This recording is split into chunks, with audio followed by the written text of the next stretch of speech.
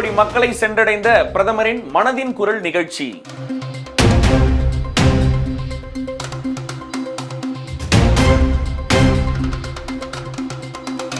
தூத்துக்குடி துப்பாக்கிச் சூடு, 21 பேர் மீது நடவடிக்கை தொடக்கம். உயர்நீதிமன்றத்தில் அரசு தகவல்.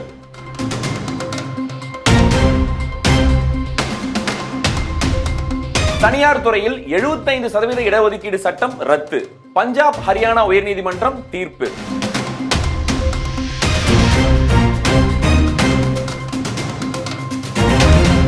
மனோகர் பாரிக்கர் யுவ விஞ்ஞானி விருதுக்கு டாக்டர் மாதவராஜ் தேர்வு செய்யப்பட்டுள்ளார்.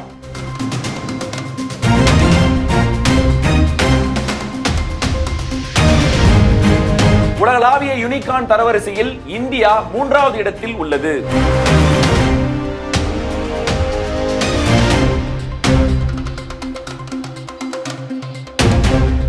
ஜெய்ப்பூர் மெழுகு அருங்காட்சியகத்தில் விராட் கோலியின் மெழுகு சிலை நிறுவப்பட உள்ளது.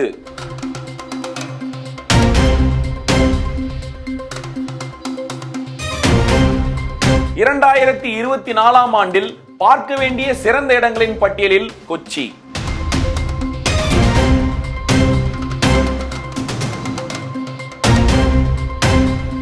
சாகர் கவாச் கடலோர பாதுகாப்பு பயிற்சி நிறைவு பெற்றது.